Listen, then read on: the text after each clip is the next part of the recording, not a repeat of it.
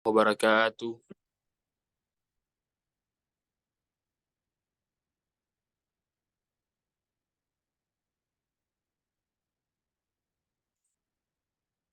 Puji syukur kita panjatkan kepada Allah Subhanahu wa taala karena hidayah dan limpahan kurnia-Nya kita sempat dapat berkumpul di room Zoom pada kali ini. Tak lupa pula kita berikan salawat kepada Nabiullah Muhammad sallallahu alaihi wasallam yang mana nabi yang telah jadi uswatun hasanah di muka bumi ini. Jadi sebelum kita memulai, kami ucapkan terima kasih kepada Muslimah Wahda Islamiyah daerah Sopeng yang telah mensponsori Zoom yang kita gunakan pada kali ini. Adapun tema kajian kita pada hari ini yaitu usia 20-25 tahun, kematangan fisik, finansial, dan pernikahan Muhammad Muda yang akan disampaikan oleh Al-Mukarram Ustaz Muhammad Skiltariska. Yang ingin bertanya bisa langsung tulis di kolom chat. Jadi untuk mengefisienkan waktu, langsung saja kami persilahkan kepada Al-Ustaz untuk menyampaikan materinya. Waktu dan tempat kami persilahkan.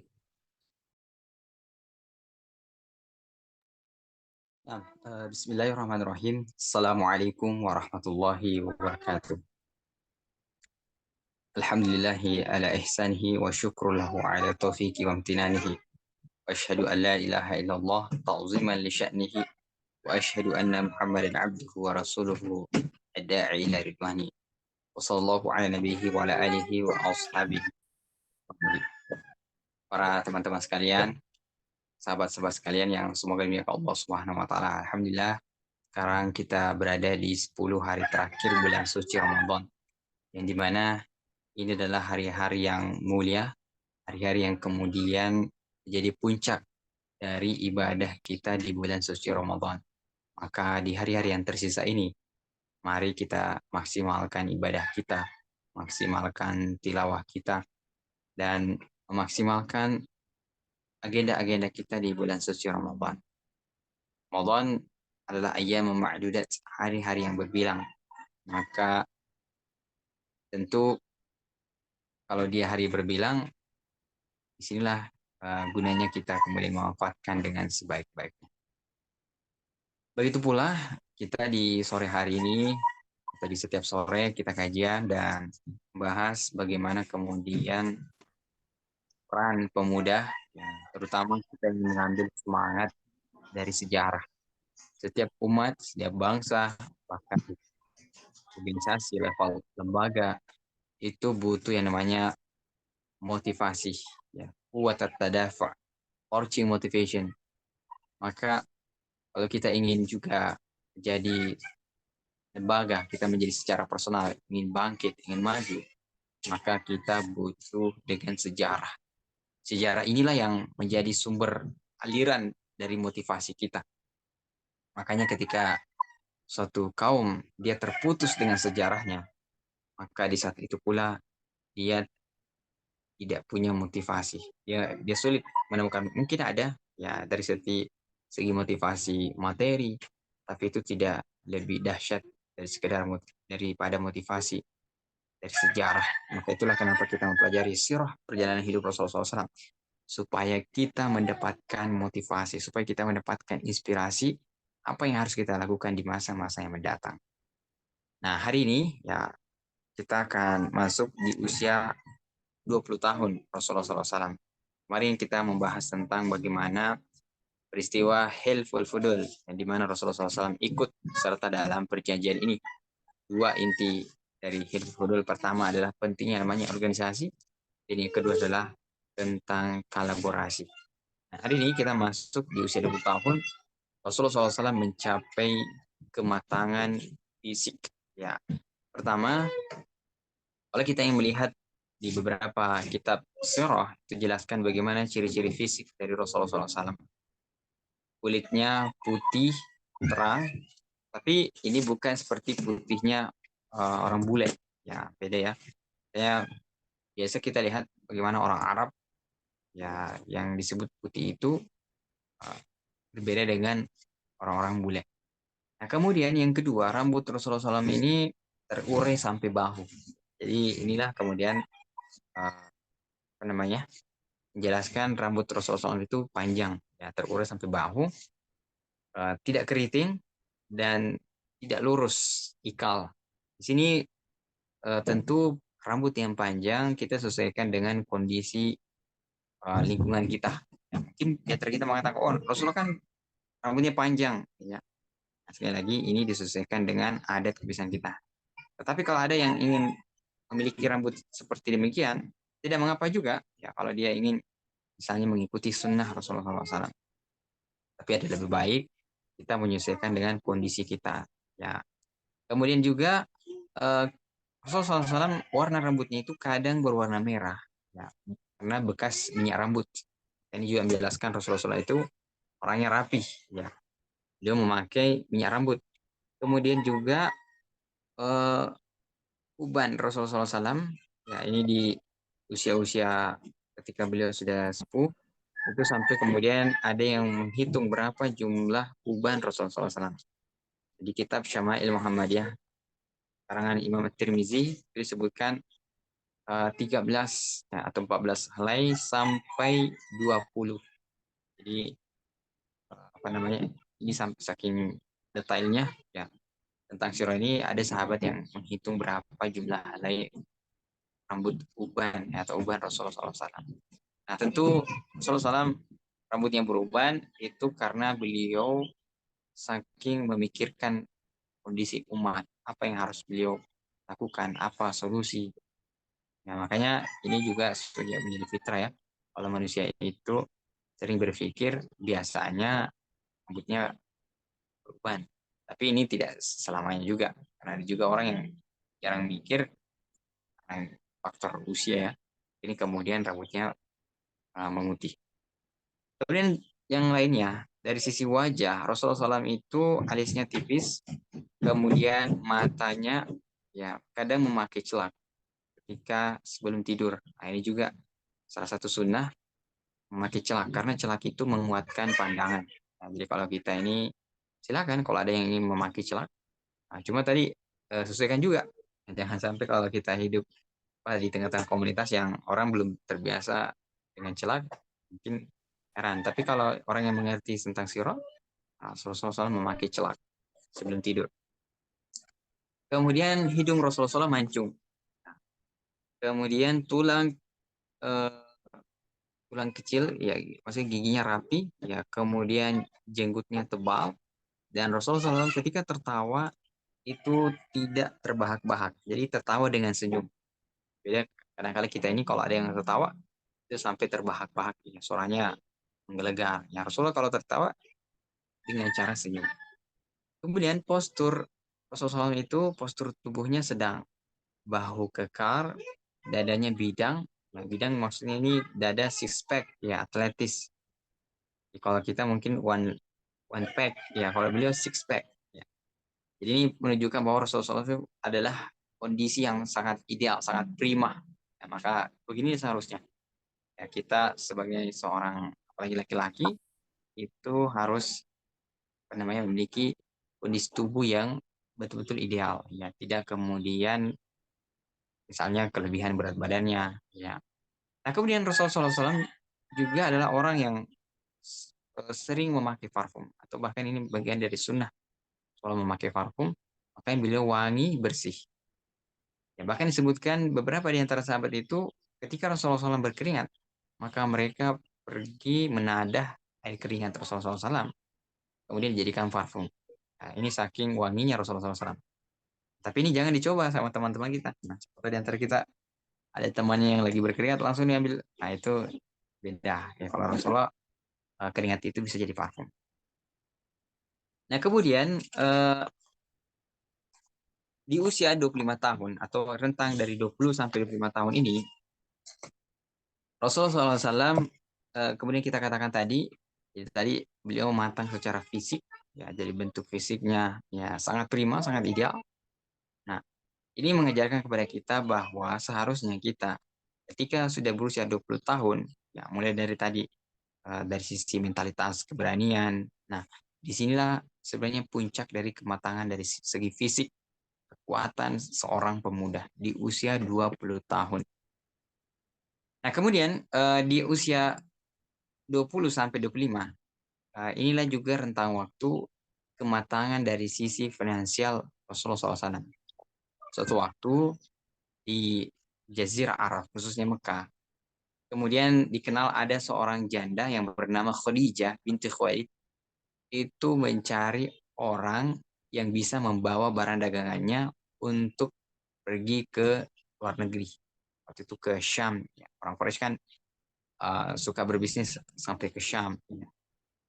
Nah, ketika tersiar kabar ini, paman Nabi Abu Thalib itu kemudian merekomendasikan kepada Nabi. Kurang lebih dia mengatakan, wahai Muhammad, kamu aja tuh yang mengambil kesempatan ini. Ya. Kenapa pamannya merekomendasikan? Karena Rasulullah SAW memang sudah memiliki kemampuan. Beliau adalah orang yang dipercaya, amanah. Maka kata Nabi, kata paman Nabi, tidak ada salahnya. Ya, mencoba untuk menjadi bagian dari bisnis Khadijah. Nah, Khadijah ini adalah orang yang kaya, janda kaya. Dia disebut janda dua kali. Ya, dia mewarisi warisan termasuk dari suaminya. Bahkan disebut seperdua harta.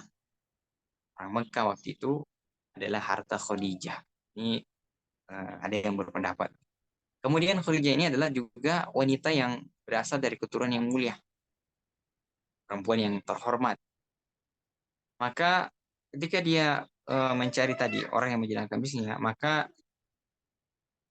sampailah kabar bahwa ada seorang pemuda namanya Muhammad dan ini sangat pantas, ya, layak dan cocok untuk menjalankan bisnisnya. Maka Khadijah kemudian memilih Muhammad. Ya.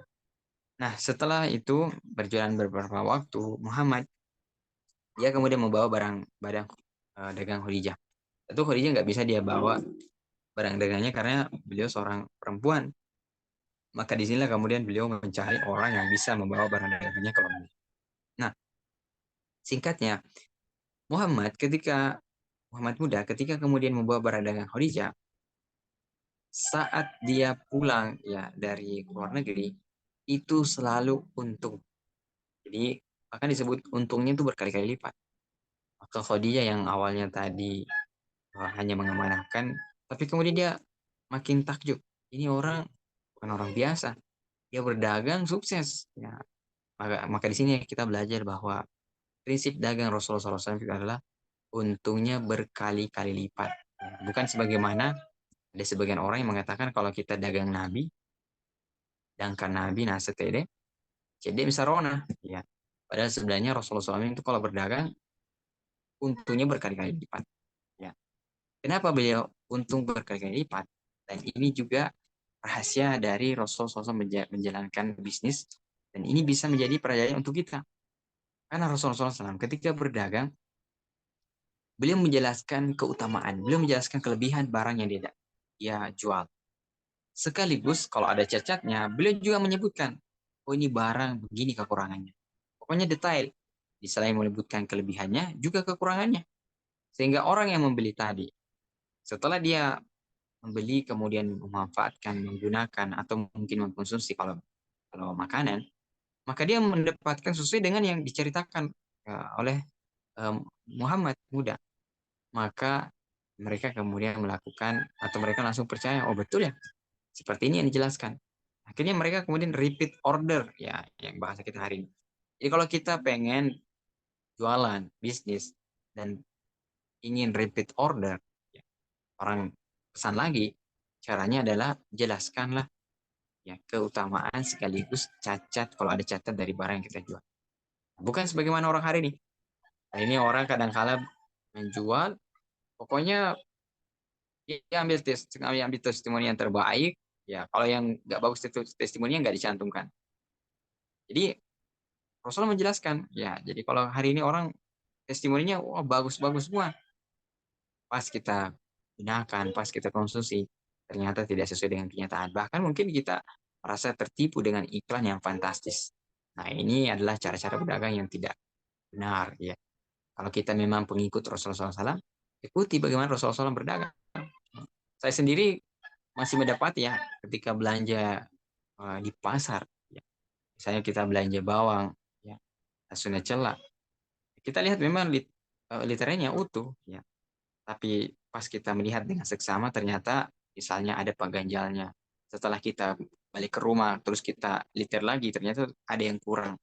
Ya ini sekali lagi apa namanya harus menjadi perhatian kita bahwa kalau kita mau berdagang, bukan hanya kita cari untung yang banyak, ya. Tetapi bagaimana dalam perdagangan itu kita mencari keberkahan. Ya, buat apa kita untungnya banyak, tapi ternyata kita hasil menipu orang lain, menipu pembeli. Bahkan saya pernah membeli ya, biasa ikan itu dia bertumpuk, oh banyak kita lihat. Ya, pas mau minaola, si masuk di kantong, ternyata ada pengganjalnya di bawahnya.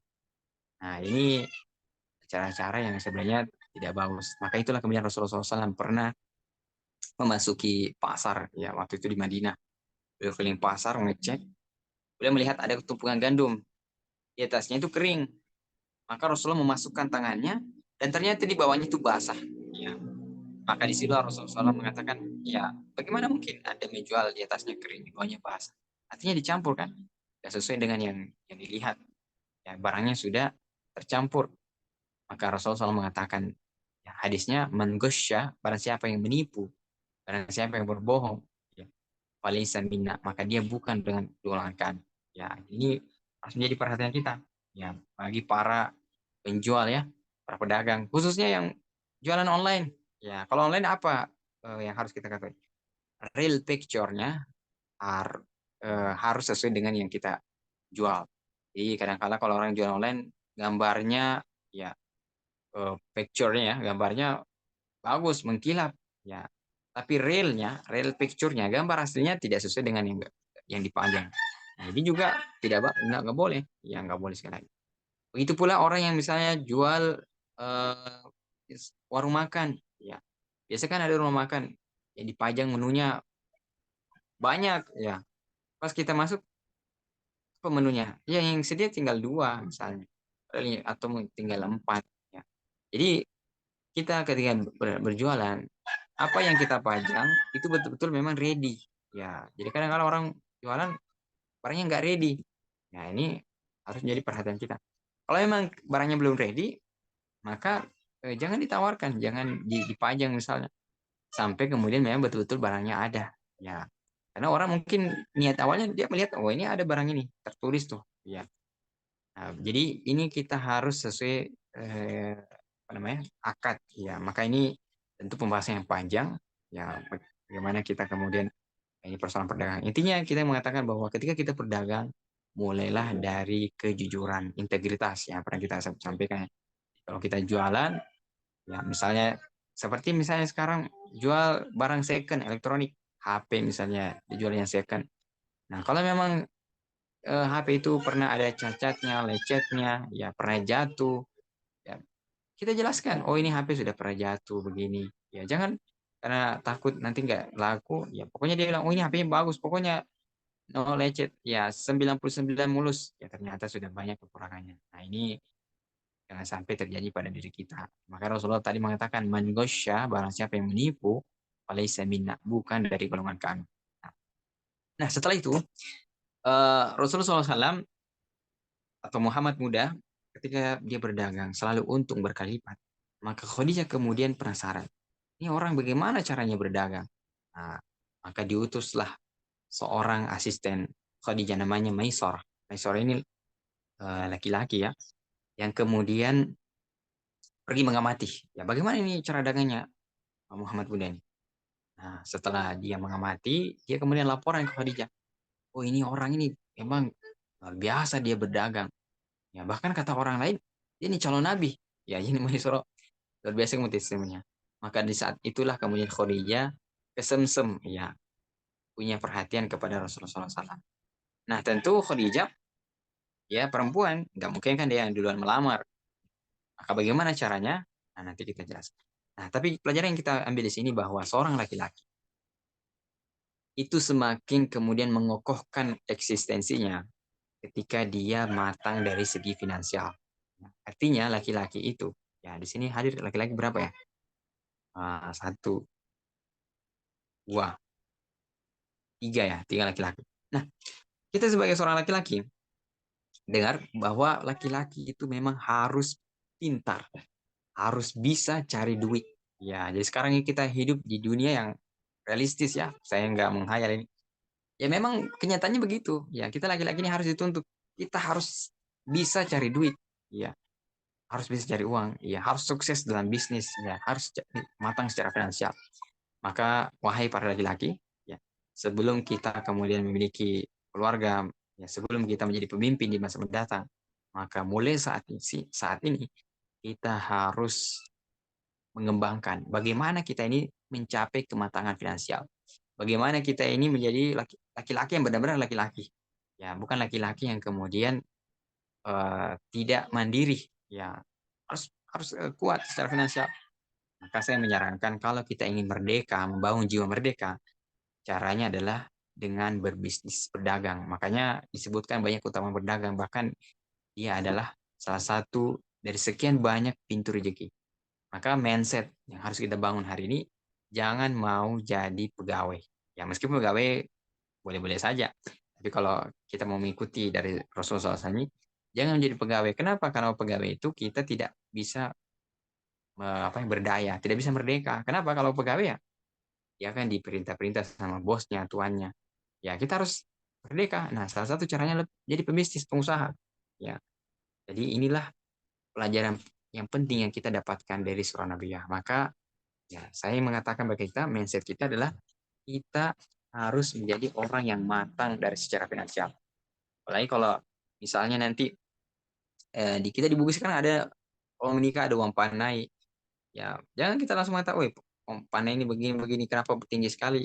Ya, kita yang belum mampu. Ya, maka bagaimana kita mempersiapkan diri kita?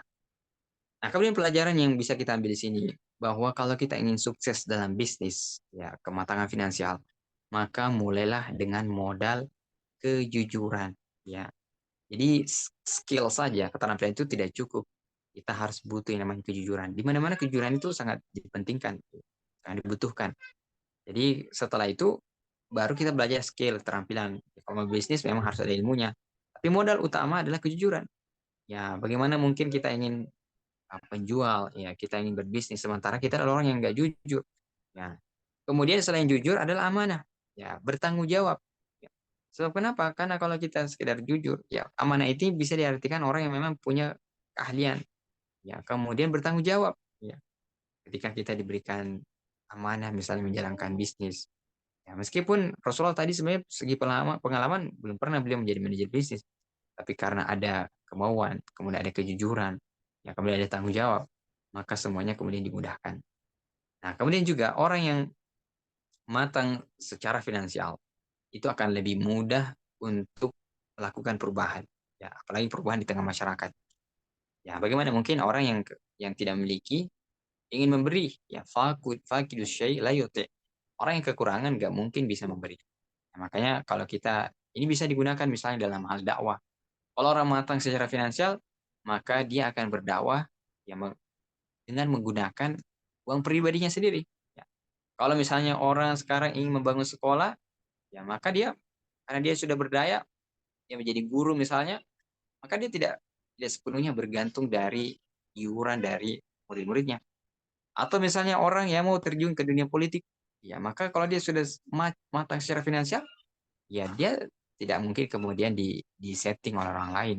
Maka ini kematangan finansial itu sangat dibutuhkan di semua bidang. Ya. Nah, kemudian juga kalau tadi orang yang berdakwah, maka ketika dia sudah matang secara finansial, dia yang akan membiayai program dakwanya.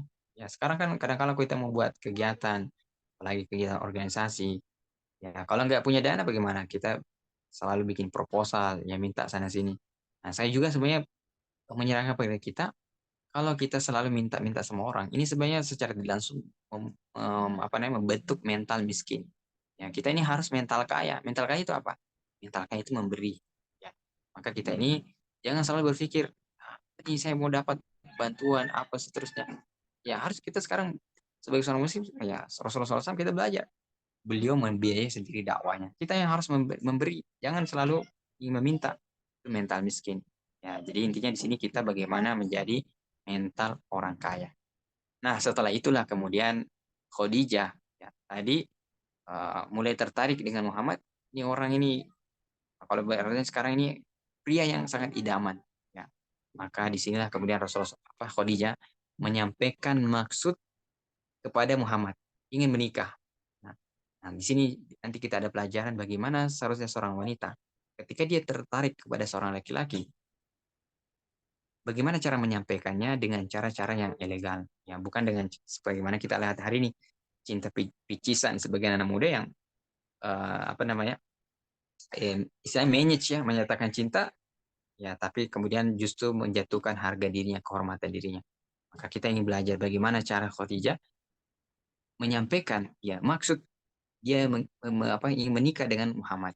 Dan apa pula ya ada 5 kriteria pria idaman yang dimiliki oleh Rasulullah SAW.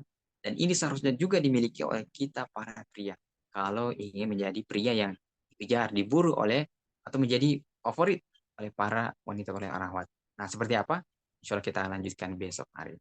Demikian yang bisa kita sampaikan. Semoga ini menginspirasi kita, terutama bagi para kita sebagai anak muda, bahwa kita harus pertama tadi matang secara fisik, kemudian yang kedua adalah matang secara finansial. Maka mulai hari ini, ya sambil kita kuliah, tidak mengapa kita sudah melihat saya mau mulai berbisnis, ya apa, ya itu mulai sekarang jangan pas kuliah baru kemudian kebingungan mencari pekerjaan. Jadi kalau anak muda dia apa namanya berdaya, dia tidak ada mengenal kata pengangguran. Ya, saya sangat sedih kalau ada yang mengatakan lulusan sarjana, terus apa dia bilang? Saya masih pengangguran. Nah, itu berarti dia entah dia yang kurang kreatif atau memang dia yang tidak berdaya.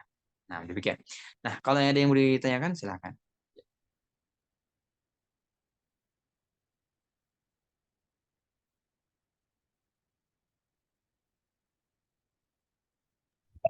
Jadi kita masuki sesi tanya jawab. Yang ingin bertanya silakan melalui room chat atau menyalakan mic-nya.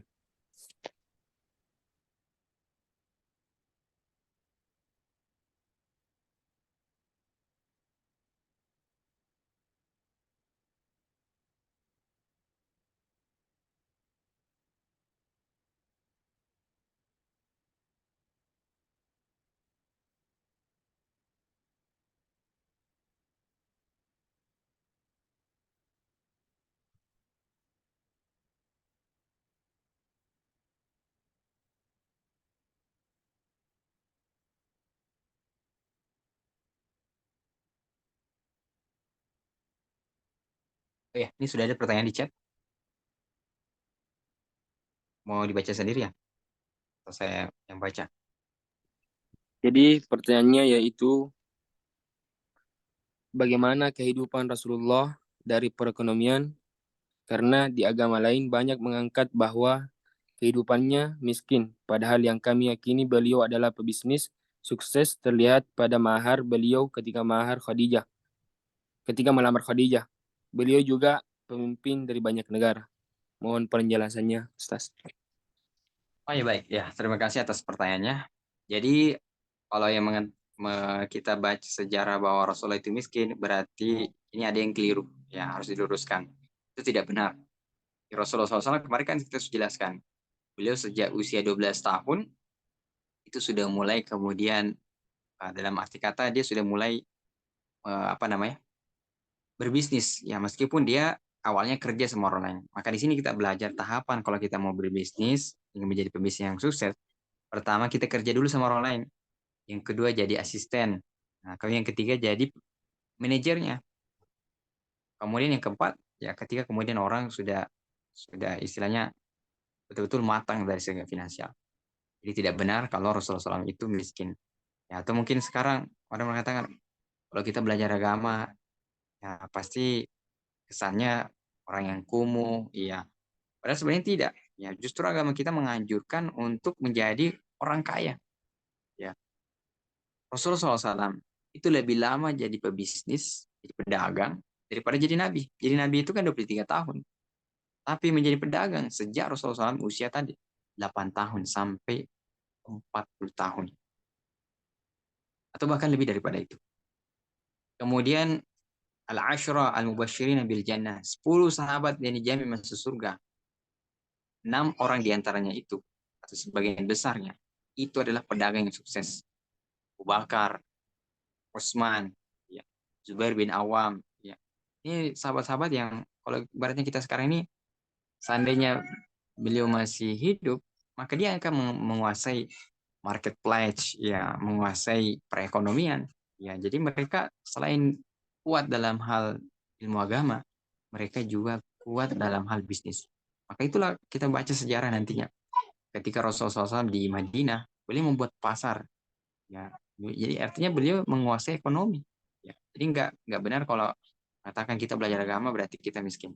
Bahkan ya, insya Allah besok nanti kita jelaskan bagaimana mahar dari Rasulullah SAW kepada Khadijah. Dan kalau kita mau konversi dengan kondisi kita hari ini, itu kalah dengan uang panennya kita semuanya yang selama ini kita kenal. Mungkin kita mengatakan ini bukan orang biasa kalau apa namanya mahar pernikahannya. Meskipun mahar dengan panen itu berbeda ya. Tapi bagi biaya pernikahan Rasulullah SAW itu fantastis. Ya, besok kan kita jelaskan bagaimana hitung-hitungannya. Kemudian juga Rasulullah SAW tadi sebelum beliau menikah, memang beliau kita katakan tadi beliau pebisnis yang sukses. Ya, bayangkan beliau membawa barang dagangan itu untungnya bukan 10%, 20%, tapi berkali-kali lipat 100 itu bahkan berkali-kali lipat dari 100%. Jadi memang beliau berdagang dan untungnya banyak. Jadi tidak benar juga ya kalau ada mengatakan kita berdagang ya untungnya masih sedikit. Ya memang ya kita mau untung banyak untung sedikit terserah kita. Tapi Nabi mengajarkan bahwa kalau seorang mukmin itu berdagang ya harus kemudian menjadi pedagang yang sukses, pedagang yang kaya ya. Tapi kemudian sebaik-baik harta kata Nabi itu adalah di tangan orang yang soleh. Ya, jadi ingat bahwa kita jadi kaya bukan semata hanya untuk hedon ya, hanya untuk hura-hura, hanya untuk menikmati kelezatan dunia, tapi digunakan untuk agama. Makanya kita lihat Abu Bakar boleh menginfakkan 1/2 dari hartanya untuk kebutuhan jihad, ya. Begitu pula Umar. Ya. Jadi mereka orang kaya tapi sedekahnya juga besar. Maka nanti kalau kita misalnya berbisnis, bukan lagi bicara berapa pendapatan kita, tapi berapa sedekah kita, berapa zakat kita. Nah, nanti saya juga akan ajarkan bagaimana cara kita menghitung kebutuhan, bagaimana menghitung pendapatan kita dibagi untuk zakat, infak, sedekah, untuk kebutuhan sehari-hari, untuk investasi, untuk tabungan, saving, atau untuk kalau ada utang, ya misalnya. Nah, demikian. Ya, jadi intinya Rasulullah SAW itu adalah pebisnis yang sukses. Bahkan kalau kita ingin melihat Sirah Nabawi ini dari si perspektif bisnis, ini juga pelajaran yang luar biasa. Nanti kita jelaskan bagaimana orang yang beliau ajak pertama kali masuk Islam. Itu ada pelajaran tentang bagaimana cara kita merintis usaha. Wallahualam.